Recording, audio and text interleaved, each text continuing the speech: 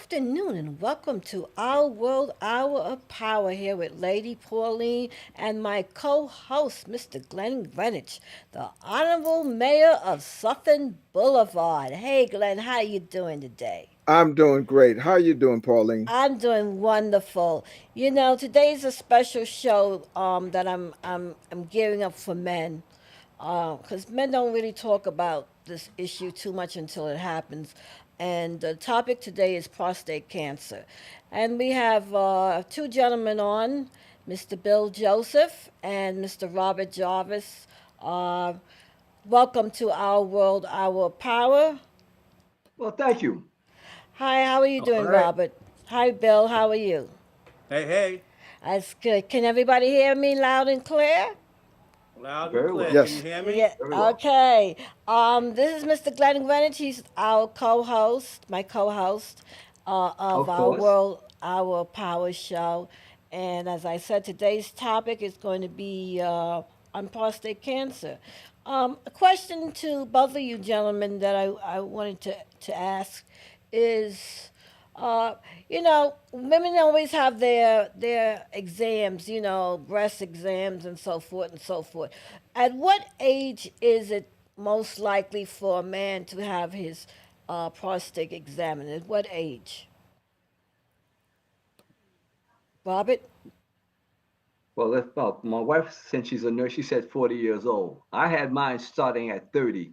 We had Okay. a cancer awareness a screening at Columbia Presbyterian Hospital. That's New York Presbyterian Hospital. And they got most of the employees at that age said, do you want to get a prostate screening? And I said, oh, of course. So I had my first one at 30. Okay, Bill. Yeah. Well, it depends on what you mean by prostate exam. My doctor did the digital rectal exam probably in my 30s. And then when I hit 40, she said that I should start having my PSA monitored. The PSA is the prostate, to make it simple, the cells that indicate that there is some cancer or malignancy in the prostate. Now, based on the number, they either want to go further with the examination of you, or they just take note of it and you monitor your PSA number from year to year. My doctor started me on the PSA at age 40. Up until recently, that was the age that they were recommending for African American men.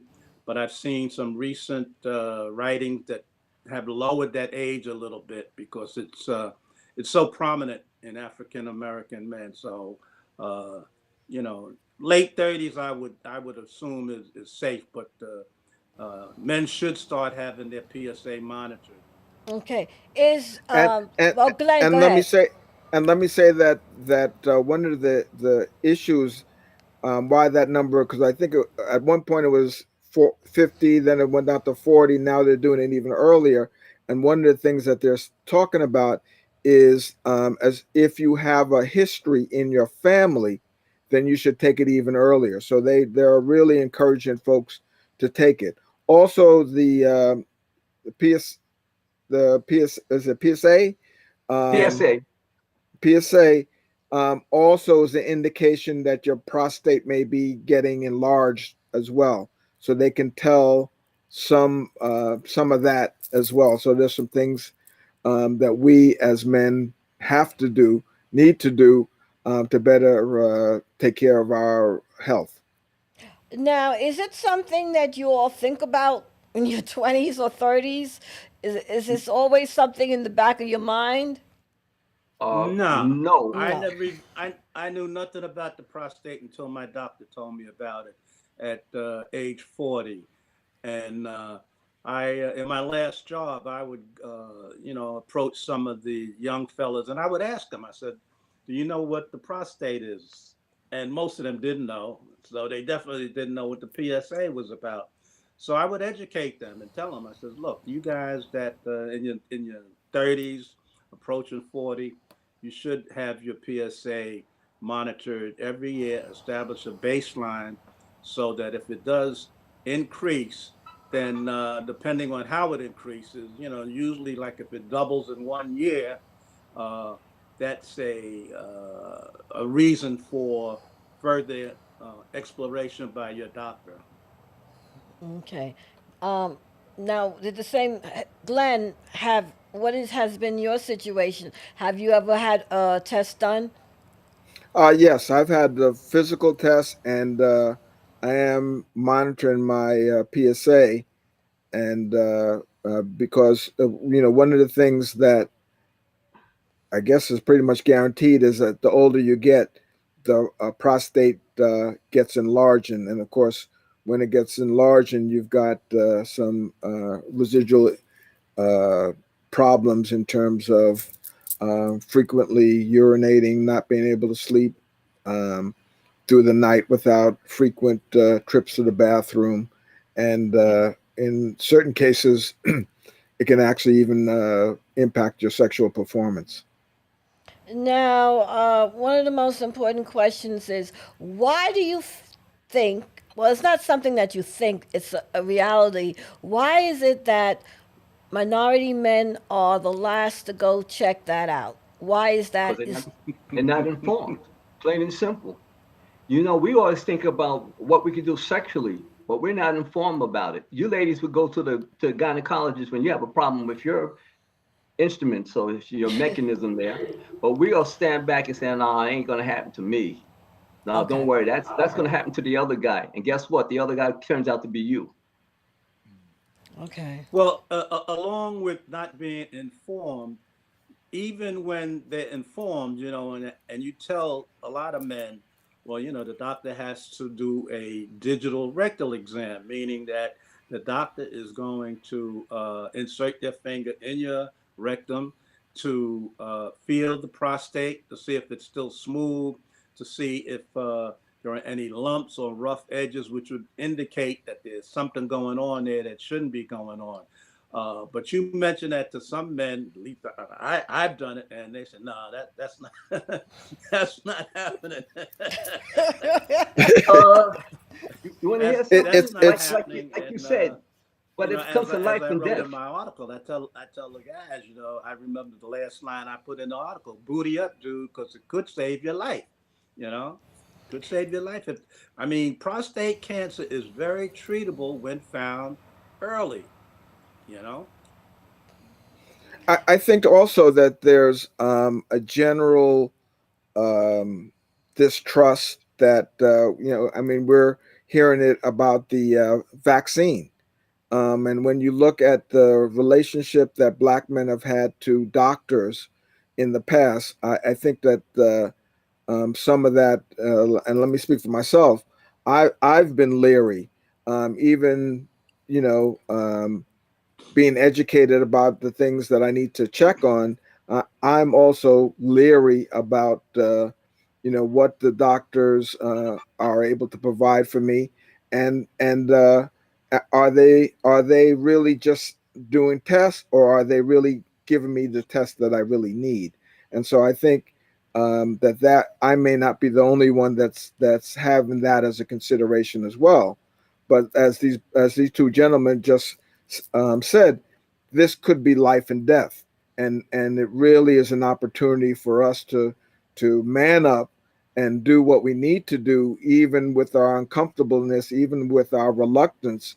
It's something that needs to be checked, and it needs to be checked in people of Black African descent. Now, gentlemen, now as far as the educational piece, where do you think it should start at? Besides, your home, where do men get this type of information from? And basically you can Well, get that from the TV. One second, one from the TV. You usually get advertisements. Some people have to investigate. In other words, I can feed you the information, but you have to investigate it further by looking it up on your internet, uh, going to your doctor, and talking to gentlemen such as ourselves that went through it. Because if you don't do it, if you're lazy, this is when it creeps up on you. This is what hurts you. You don't know, and if you don't know, you should find out as soon as possible. Like you said, digital rectal exams. Sometimes you're being leery, but hey, you have to be honest with yourself and have people tell you, and you have to research if you don't trust. Educate yourself on what's going to happen to you if you don't do it. I went through a lot. My brother went through it. He died from it at 57. So this hit me right then and there. I'm 60, 67. It caught me at 65 when I finally got it. So I was in the medical profession for 33 years. I seen people with metastasized cancer, which goes from the prostate to your kidneys to your liver. I smelt people literally when I was going down to they were getting treated for radiation therapy, which was back in the days was torture. I seen people bleeding between their legs. So I know it for a fact. Nobody had to tell me. I was there. I was fortunate enough to have people that I talked to in certain parts of the IVP, that's intravenous parallelogram unit, where they take pictures of your kidneys, your bladder, and all that. I was fortunate to find people that knew about it, people of color. Hey, listen, I had some black folks that knew their business when it came to that. So that's how I found out. how did you feel when you were diagnosed, Robert? I felt hopeless. I'm not gonna lie to you. It's nothing. It scared me. I missed one screening because my wife had breast cancer, and I missed that year. And then the next year, I went to the doctor, and he told me, well, it's at that time your PSA level was like 6.5 or something like that. Okay, we're gonna monitor it. That's good. That was 2015, 2016. I missed it. 2017, 9.5. Wow. Mm. And then after that, it went up to 11 point something. Whoa, scary. Oh, I had, and I'm not too proud of it, a prostatectomy. You know what that is? That's just like a woman having a hysterectomy. They take it out. 3 hours up on the table, upside down, nothing to play with. They call it the Da Vinci, the machine is called a Da Vinci machine, named after Leonardo da Vinci. That thing was a pure torture rack. It's upside down. They had to operate on me. Oh my Actually, literally goodness. inverted me. Then they cut it out.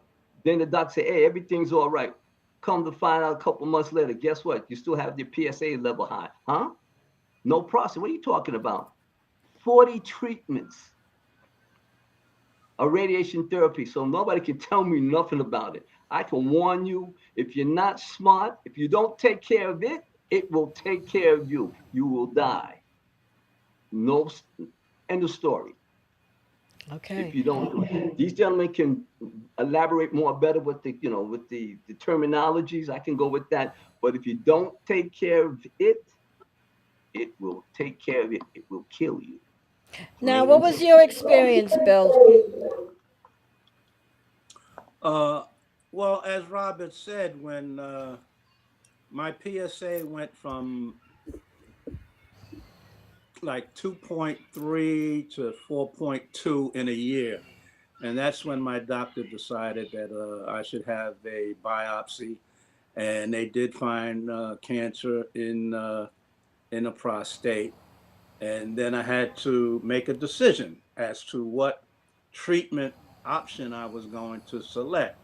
Well, I knew I didn't want surgery. Surgery, kind of scared me in that they're talking about possible permanent impotency, uh, incontinence, and I was 62, and I just really kind of like nixed the surgery from the jump.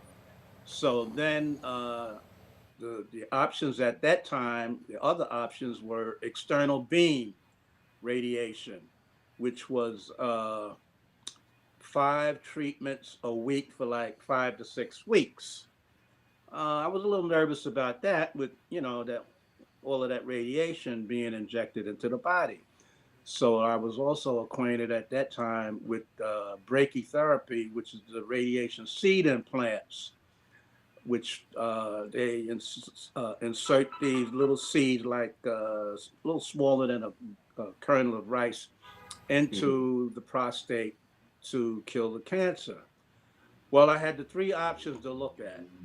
Cryotherapy hadn't really come out yet, and cyberknife hadn't been mentioned either at that time. So what I did, like when the doctor tells you, as Robert said, you get scared, you get frightened, you say, oh shit, what part, pardon my what happens now? So I said, all right, this is the age of the computer. There's a lot of information out there. So you jump on the internet and see what they're saying. So now going on the internet scared me even more, a lot of the things that they were saying. So I forgot exactly how I found out, but H&R Block, they have a resource where you can call them. They will send you free of charge these paperback books talking about how to deal with cancer, how to tell the family, how did the family deal with the cancer victims. But what I found valuable is that they would put you in contact with somebody who has your particular type of cancer. Now, in my case, it was prostate cancer. So I told him, I says, look, I would like to speak to somebody around my age who was treated in the three major treatments, which was surgery, external beam, and the seeds. So I spoke to, the first guy I spoke to was a gentleman. He was a little older than me. I was 62 at the time. And he said he had major surgery.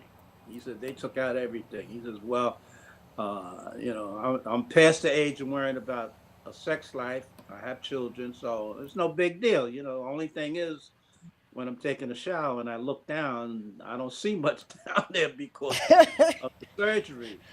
And then the other guy, the external beam guy, he said I had the treatment, no after effects. I'm doing fine, and I said good. The last guy I spoke to was the guy who had the implants, the seed implants, and he was just about my age, give or take a year. And I said, well, why did you choose the seeds? He said, well, I was still interested in having a sex life.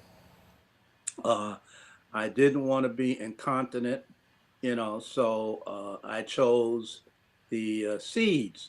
So then I went back to my private physician and I posed a question to her to see what she was going to say. She said, well, Mr. Joseph, with your numbers, the cancer has not left the capsule. Your prostate is still nice and smooth, so it hasn't left the capsule.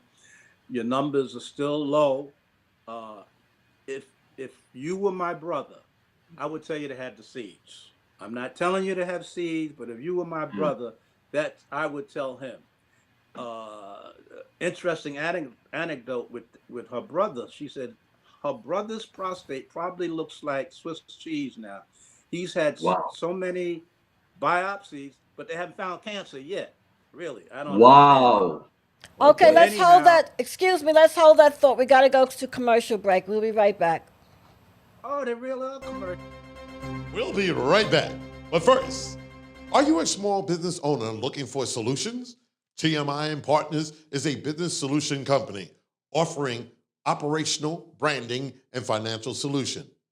For only $9.99 a month, your company will be assigned a personal business advisor. Well, that's right, only $9.99 per month, no contract, and you're on your way.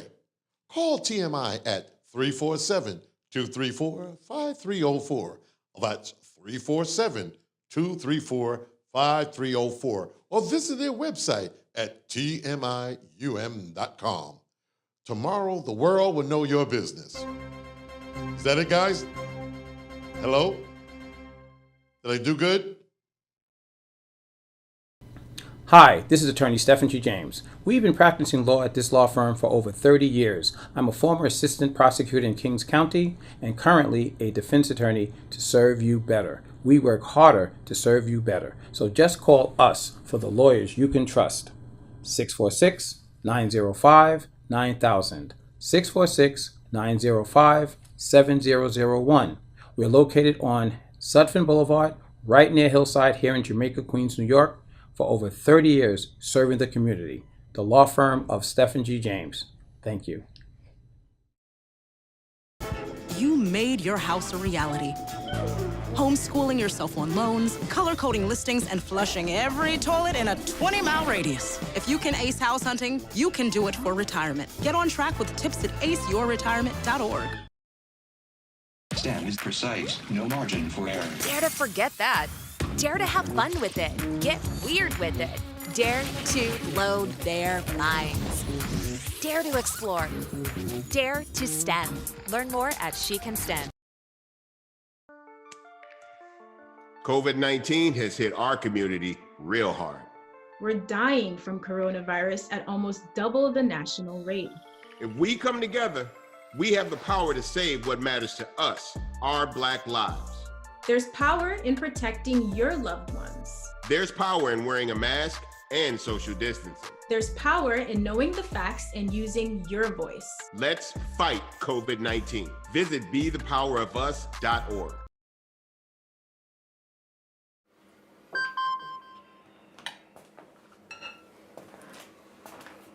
Email from school about the incident today. Scary. Tell me about it. Did you have any idea that was going on? None. I mean, you saw Derek at the game last night too. Did you have a clue? No, but you know, teachers like me, parents, we don't always know as much as you guys do. Kids hear first about what's going on with other kids. Half the time, it's rumors. It can be hard to tell sometimes, but if you're ever concerned about a friend who's having trouble with alcohol, prescription drugs, bullying, violence, anything, you need to tell an adult. Mom or me, a teacher, coach, school counselor, someone you know and trust. Dad, no kid is gonna tell an adult about that kind of stuff. I get it, but if we don't know, we can't help. Speaking up about a problem, that's what helping a friend is all about.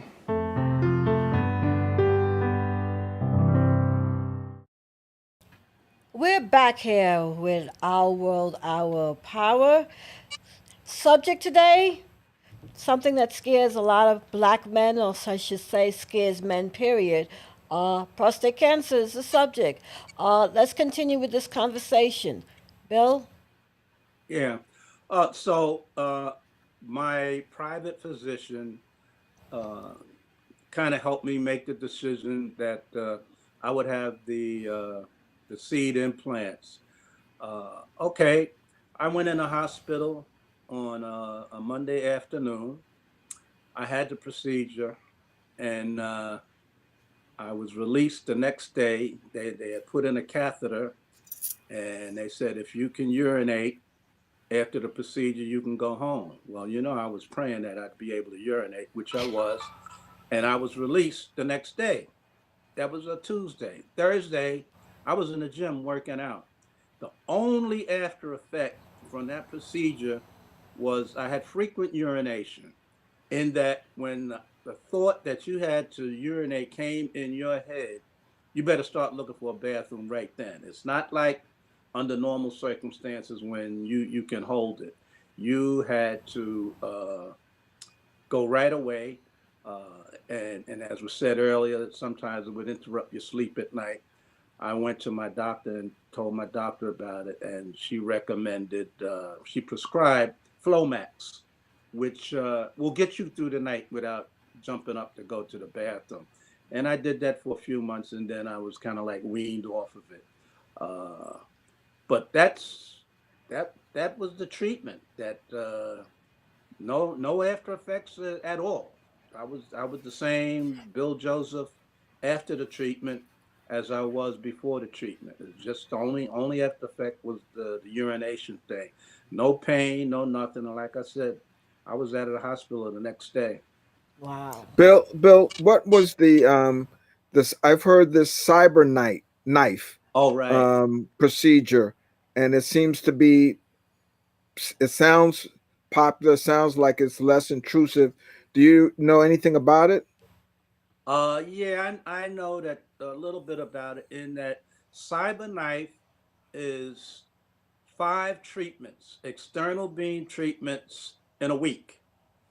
They took the 5 to 6 week treatment and condensed it down to 1 week, 5 days. I kind of frowned on that because I said that must be a heck of a lot of radiation shooting through your body if they're going to go from a 5-week thing down to a week thing. Now, I know one fellow that had it, and he was good to go. However, about a year or two after he had the treatment, he started developing blood clots. He developed clots. The clots were so frequent that he had to have blood transfusions. Now, he didn't tell me himself that he thought it was a result of the cyberknife, but that was kind of like my suspicion. Now, cyberknife has become quite popular, and it's like any medical procedure. The more they do, the more they iron out the kinks. You don't want to be the one that's like the so-called guinea pig. So I imagine that because it is so it's less intrusive than the surgery. I didn't consider the siege very intrusive, but it has gained a lot of popularity, especially at Winthrop, the hospital out near me on Long Island. They seem to be like pioneering in it. So it's gained a lot of popularity. So I guess it works. But If you had to choose again, do you think that that you would go again with the seeds? I mean, obviously the seed, worked and you've got an experience with it. But if you were choosing again, well, you bring up an important point, which anybody who has to be treated, they should investigate what would be the next treatment should they need treatment again. The first treatment can determine what kind of treatment you get the next time. You see? So now, seeds for me, I don't think is an option anymore because the prostate has been mutilated. It has been, deformed from its original shape, which allowed the original seeds.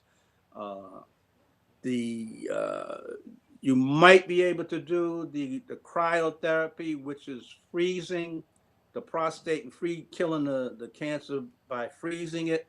But a doctor told me, urologist told me that it has to be done very quick so that they don't damage surrounding tissue because your prostate is going to be smaller and mutilated. And it has to be done by a top gun, especially for older men. If you were to have that, you need to get one of the best guys out there doing it. I wish I could get the seeds again if I had to, but it's not an option. That's what I would opt for if it was an option. Okay. At a certain stage, when it comes back on, gentlemen, none of these options are available. You'll have to go to hormones. Yeah, the hormone You'll have to treatment. be treated with hormones rather than any of those prior treatments. Why is there such a disparaging difference in treatments for people? I mean, has it to do with the stage that the cancer is found, or is that correct? You just said it. Stage. Yeah. What stage is it? 1, 2, or 3, 4. They got 4. They got stages. Okay. The later the intervention for the treatment, it can get like me. I had a problem. I had to take it out. Right. If you catch it early, like you said, Bill said, and Glenn said, if you treat it early, you can manage it. But the longer you linger, the worse it gets. Okay. Now, I want to speak on a brighter note as far as a change of life for men with their eating habits. I know, Robert, you're very much into the health food. Very much so. Yeah. Very much so. Bill, You want to talk about? Are you into health food? I do weird. It's not weird. I do a lot of juicing. You can go on the net. You can go on the, matter of fact, organicfacts.net.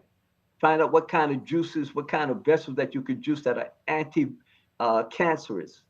which also they have certain herbs that cause the cancer cells to die, starve them. But if you don't research it, if you don't use it, then you're gonna have to deal with the doctors. It's what they call a lifestyle change. No stress. You can meditate. You pray. You juice. You exercise. You uh, communicate amongst your friends. Your outlook uplifted. So it has a lot to do with everything: friendship, talking to people, exercising, praying, juicing, staying away from certain types of food, and it works. Okay. Because right now, since I had major surgery, like he said, it's like having incontinence. You drip. I have to do Kegel exercise. Still do. Wow. I still do it. I can't say once, twice, 3 times. I got to do it like at least 3 or 4 times a week, and then I stop. And then I try to exercise. I try to use my, mental outlook. Pray. Hey, believe it or not, some of the top leading institutions are going into prayer. What your grandmother told you, pray when you do things. They're using that as a science. Right. You pray, you meditate, and guess what? It works. Forget about that mumbo jumbo about taking pills and stuff. Hey, when all else fails, what do? You look up and you pray That's true. That's and true. deal with positive people such as yourself. Ask questions. Now, Bill, did you have a change in your diet? Uh, yeah, but not as much as I should. I cut down on the red meat. I don't eat a lot of sweets, and I don't eat sugar. I use stevia, which is a natural sweetener. I've Hmm. done some things. I haven't done as much as I should. Uh, my exercise. I think the exercise was pretty good. I've slacked off recently, but Robert is right. All of those things are what's needed to prevent cancer and to cure, to rehab you once you've had it. Uh, and cancer can be cured naturally. I've seen different things, I've read different people, and I really believe that cancer can be cured without radiation, chemo, all those other things. The medical profession is not going to tell you because there's too much money in it, but I believe cancer can be cured naturally. Uh, there was a there's a very famous poker player. His name is Doyle Brunson. He was diagnosed with I forget which kind of cancer he had. I'm gay. I'm laughing because I think maybe I put myself out there a little bit, but yeah, Doyle Brunson has was diagnosed with cancer many years ago, and the doctors told him, Mr. Brunson, go home, get your business in order. You don't have long to go. So he went home, and long story short, his wife said, "No, I'm not going to lose my husband like that." And she organized. Well, they were very religious to begin with, and she just organized a prayer vigil at her church. And when he came back to the hospital, they couldn't find cancer in his body anywhere, Mm. and he attributes it to God. prayer. He Okay. attributes it to prayer. I had a young lady that was an admin at one of my jobs. She said that her aunt had breast cancer, and she went to this woman up in the Bronx. Uh, I know she retired, but I think she's even deceased by now. This woman was a homeopath. Okay. You could not get to see her under 2 months appointment. That's how busy and famous she was in the Bronx community.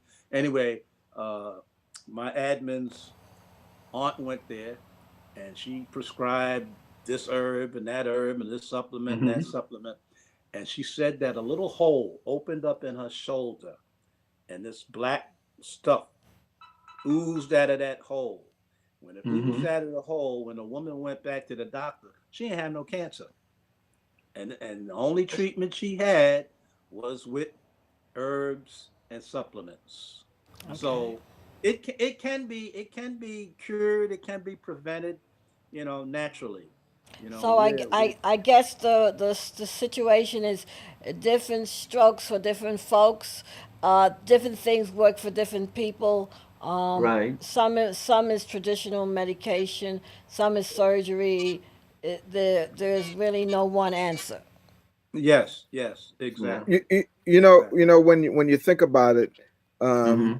a lot of it has to do with what you put in your body, and Hello. I Correct. I absolutely agree. I think that one of the things that why we're such a cancerous society is that there are a Mm-hmm. lot of additives in the foods that we're eating, and our body can't process it and eliminate it, and so it stores up and causes these uh, maladies in our body. But there's something about the connecting the mind, body, and soul. I mean, when you look back at our ancestors, they were very healthy. Mm-hmm. They may not have ate as much red meat or meat in general. They might have been more of a plant-based orientation. But it all of it is important. Having your mind right. Pray and Mm-hmm. meditating and watching what you eat, what you put in your body. I hear turmeric is a very good uh, Very, fighter for cancer. Yeah, go ahead, very Robert. good. So, matter of fact, I'm gonna make it short. This is one of my books that I use, Super juicing. Okay. Okay. and it has all of that turmeric and all that. And I got this basically dirt cheap at Ollie's. It's what they call a Java. They have a discount bookstore, and I went, took a look, and I juice with that. And I have several books. And you're right, turmeric. You can deal with certain herbs like oregano has an anti-cancer type of thing. Cinnamon, ginger. You have fever grass, chamomile. There's certain things that you can use, but you have to investigate first, look at it, and see if it's right for you. Some people can't deal with too many herbs, uh, but I try because I like to see if I like to live to be about 100 if I can do it. We Okay. laugh about it, All for that. but if you don't have a discipline, just like you guys have a certain type of discipline, you're disciplined as a police officer, you're disciplined as a journalist, a person, a businessman. If you don't have that discipline, things happen. That's true. Certain things you got to say no to. If your wife says, "Let's go eat," a half a ham, you're not going to do it. Stuff like that. You have to discipline. You have to talk to people such as yourself. Formulate a plan. Go to church, pray, and stick to that plan. Where don't let nothing distract you from being healthy. Okay. That's We good. have too many different factors that our body fights every day. Just the air that we breathe, the water that we drink, the food that we eat. But we take it for granted. Hey, I want to eat everything. No, it don't work that way anymore. Especially when your body gets old, the parts get older. You can't replace most of your parts. So Oh, now you have to think about replacing your parts with eating the right type of nutrients, the right type of foods, the right type of chemicals, which is herbs that can help you surpass that plateau of being sick. Who wants to be now sick? I want to ask a question. What would you say to your younger self today? Start with Oh, you, No, look Robert. at Glenn or look at me. I'll bring it up later. Go ahead. Go You ahead. gentlemen can say you got the platform right now. Go ahead, Bill. oh, well, fortunately, my younger self is my son, and he's pretty good with his health. I don't have to tell him too much. He stopped smoking many years ago. He doesn't drink. he did drink, but he stopped drinking.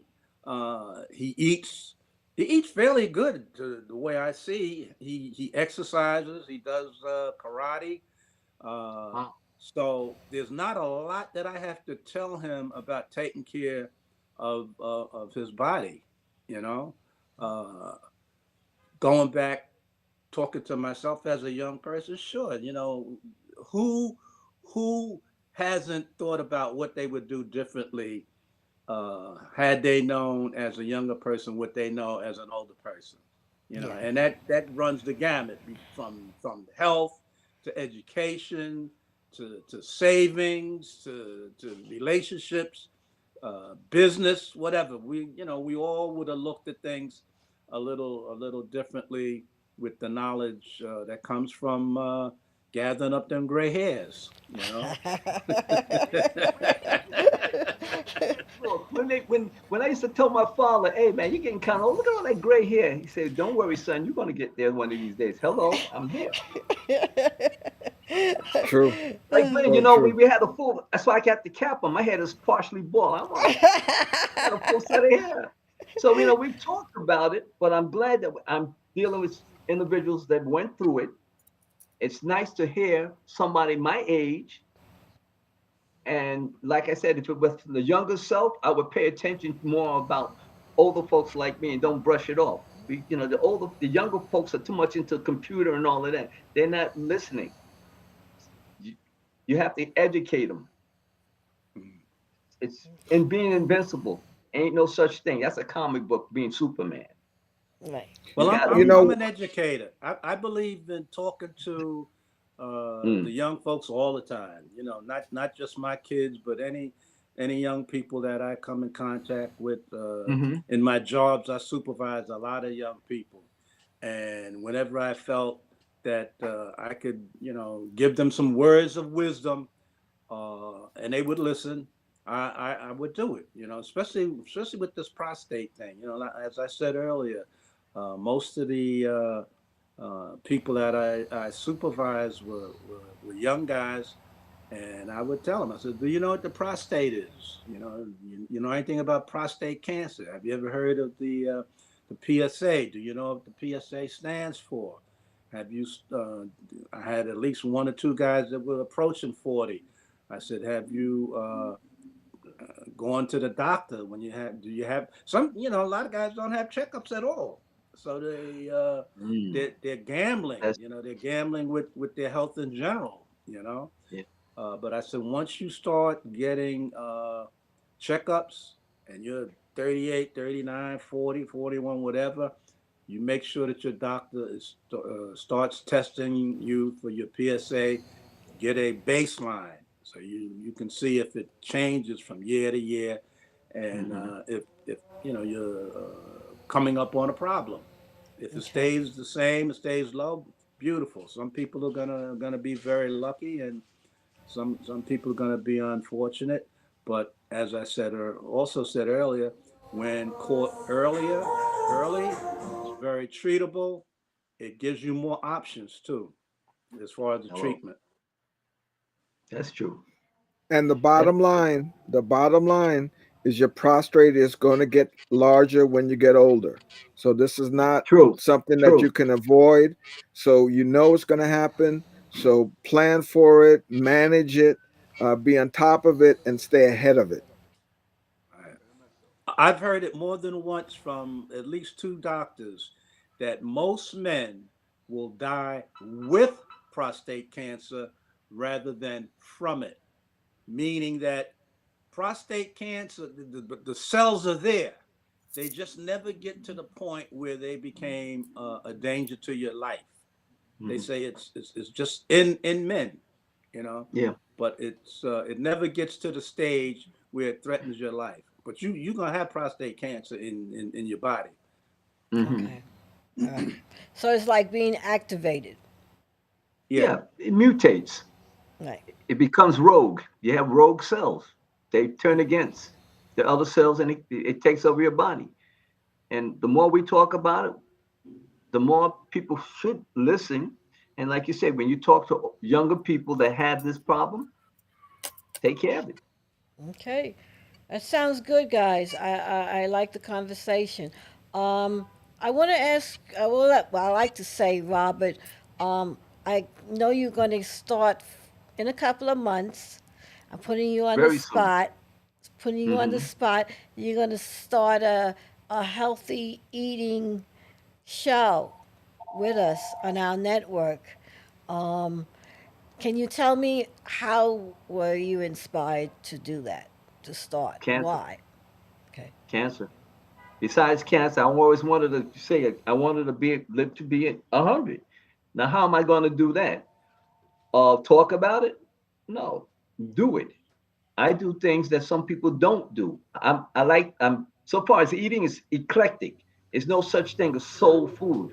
I can go Middle Eastern, I can go Asian, I could go to good old home folks, but you talk about eating collard greens without the pig fat and all that other stuff, you know, and look and read up on certain vegetables that you can have growing out of your backyard, or you go to the farmers market, and there's certain um, herbs that you use for cooking that can help. But you have to read up what to put in your food, what not to put in your food. It doesn't have to be always meat. It can be a lot of vegetables making it look pretty. It'll fill you up, but you don't have to have a meat consistency with it. You can eat meat, but small portions of meat, but more vegetables. That's what you're saying now. Three-quarters of your plate should be vegetables. Three, if you want to divide it up into thirds, three-quarters pieces of meat. You can have salad, you can have greens, you can have some type of starch, and you can mix and match. And colors. You like colors? Okay, red pepper, green pepper, yellow pepper. Guess what? Each one of them has a specific color that has a certain chemical that's good for your body. That's That You yanked the wonderful. words right out of my mouth. I was just about to say, the more colorful the food, the better the it is more for you. exactly the nutrients. Now, some people of Caribbean descent, okay, you know about sea moss, seaweed, Yes. 95 nutrients in it. You can't beat that. You boil it up, put your cinnamon in it, let it turns to a gel. You add your carnations milk, but I like almond milk. You blend it up and you drink it. You haven't Simple things mentioned that you have in your soursop you yet. can you Glenn and Bill can go in your cabinet, open it up, show me what you got. Me, I guarantee I can mix you up a formula. I got to know what you got in your cupboard. Glenn makes a Well, lot of I have some shakes. sea moss. Absolutely, some sea moss is up there. Okay, you know how it works, gentlemen. I don't have to say no more. But All, like I all, said, of, all of you gentlemen are Caribbean background, so also I uh, can't tell you nothing that you don't already know. I told you, open up your cupboard and let's get busy. Like they say, Starman, let's get it real. Let's get it real and let's get it going.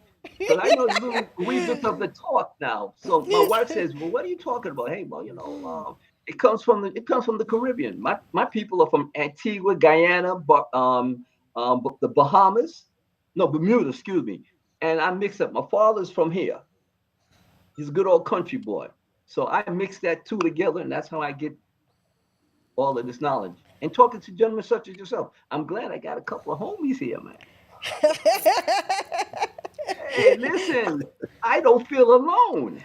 yeah. Well, I'd like to take this time just to mention, Glenn, what's going on in Queens right now? Anything that our audience needs to know about? Well, just to continue, York College has got the vaccine for another 6 weeks or so. They're right here. They were doing preferential treatment for Southeast Queens people. You've got Hillcrest High School. You got CMD, City MD on Jamaica Avenue, and then you've got urgent care on Sutton Boulevard. So we've got the testing sites and the vaccines. If you need to get tested or you need to get vaccines, there are plenty of locations. Some of the churches are open up for temporary pop-ups. There's also a pop-up van that comes around into Jamaica. We're looking to put it on Sutphin Boulevard, and I know that it's up on Jamaica Avenue once a week. Okay, that sounds good. That sounds good. Now, I'd like to say thank you, gentlemen, for being on Our World, Our Power, talking about prostate cancer. Hopefully, the information that was given today can help, the community and so forth and so forth. Take And care save of some everybody. lives. That's true. Save some Very lives. much so. And it's Yeah. good to be talking to gentlemen that went through it. And, hey, the power of food for thought. So you got me thinking so far as opening up the kitchen. That's the name of my, that's a matter of fact, that's the name of my, would be my website, The Outside Kitchen. Has a lot to Okay, do with well, outside herbs. Glenn, that will be on our network coming up in a few Excellent. months. Yes. I Yes. need you all to state that and listen to Our World, Our Power. You can hear us on Spotify, iTunes, TuneIn, Google Play, and please do not forget to follow us on Facebook and Instagram.